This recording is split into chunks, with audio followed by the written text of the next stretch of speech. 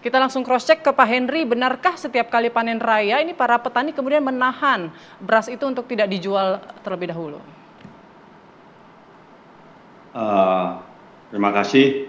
Kalau kita lihat sebenarnya petani hampir menjual semua produksi padinya. Ya, paling yang ditahan itu adalah untuk konsumsi keluarga. Jadi umumnya petani begitu panen dia menjual semua produksinya, hanya menyisakan untuk keperluan keluarga saja. Oke, tapi Kak, apa pernah mendengar bahwa memang ada mungkin kelompok-kelompok petani lainnya yang memang menahan, menunggu momentum harga bagus baru kemudian dikeluarkan?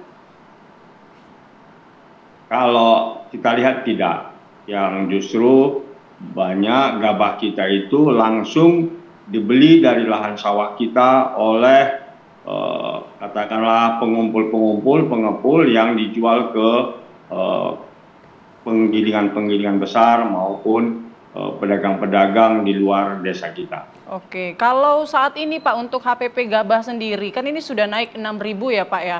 Nah, kondisinya saat ini apakah petani diuntungkan dengan kenaikan tidak hanya beras ya, tapi harga gabah juga naik?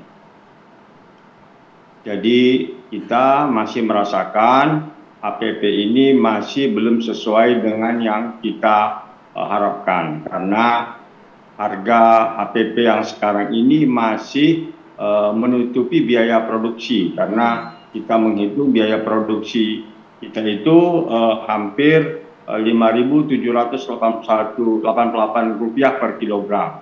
Jadi kita sesungguhnya mengusulkan HPP itu haruslah seharga Rp7.000.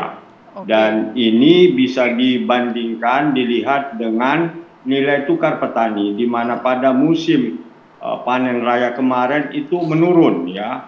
Dalam catatan kami yang kami lihat itu di Februari nilai tukar petani tanaman pangan itu 120,3, Maret itu menjadi 114,28, April 105,54, dan Mei 104,63. Jadi pada musim panen raya itu tingkat ya kesejahteraan petani ya kalau diukur dari nilai tukar petaninya justru menurun.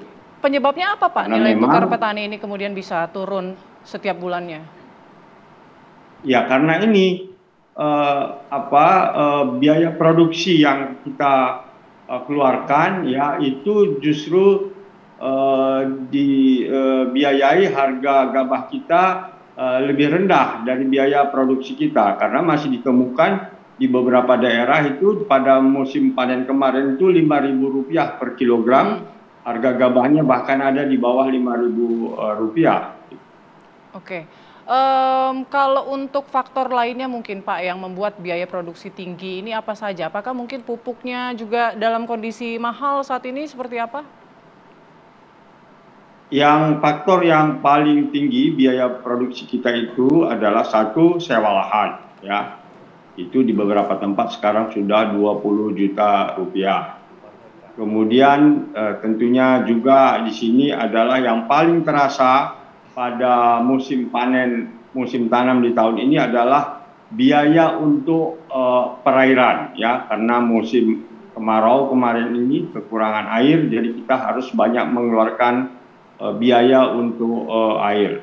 Demikian juga pupuk tentunya masih biaya yang terbesar kita, dan tentunya juga seiring dengan biaya tenaga kerja juga di pedesaan sekarang sudah semakin meningkat. Jadi itu yang membuat biaya pokok produksi kita menjadi menaik.